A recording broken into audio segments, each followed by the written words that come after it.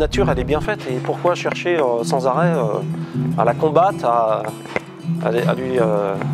lui affliger des choses qu'elle n'a pas forcément envie, quoi.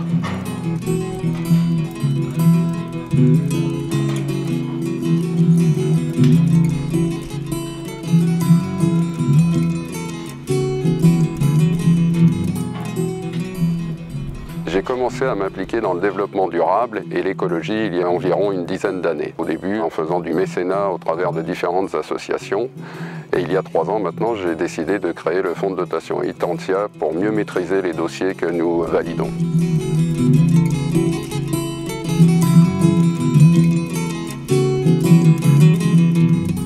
En 2011, Monsieur Pinault m'interpelle sur un sujet, donc je savais qu'il était très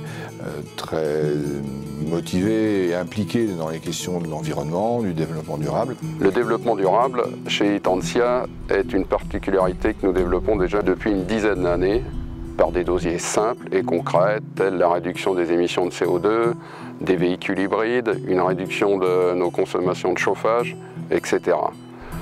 Le fonds de dotation a une vocation aussi à ramener les gens vers la terre et vers l'écologie.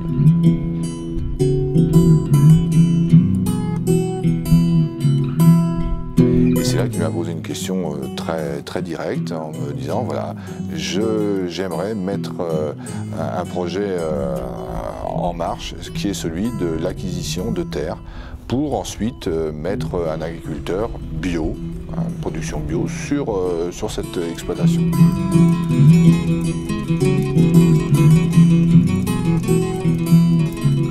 Monsieur le maire m'a informé sur quelques lignes dès le départ d'orientation du projet, et puis à moi de me dire si j'étais prêt à me lancer dans ce projet ou pas, quoi. Dès le départ, j'ai senti que les choses pouvaient que bien se passer, parce qu'on partait, je pense que aussi bien la Fondation que moi, on partait sur la même idée de faire un travail qui ne soit pas personnel, mais plus un travail envers la nature. Et puis d'un autre côté, moi, mon souhait, c'était de la même façon, c'était de permettre justement à ma ferme d'avoir une autre orientation, enfin une orientation encore un peu plus prononcée que celle que j'avais avant, en justement permettant des projets de plantation, des choses comme ça, quoi.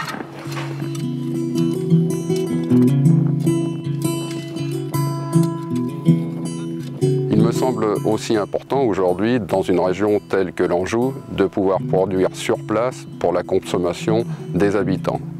Nous allons donc essayer, avec M. Charbonnier, écologiste convaincu, de pouvoir amener une matière première, non seulement au village de la Jubaudière, mais aussi à nos employés, pour créer un lien direct entre la terre et l'entreprise.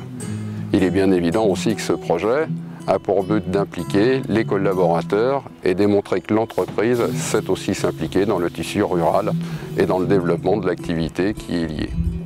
Ce qui est intéressant dans cette histoire, en tout cas dans cette histoire naissante, c'est qu'on a en présence là un même monde, celui de l'économie agricole et celui de l'économie industrielle, si je puis dire.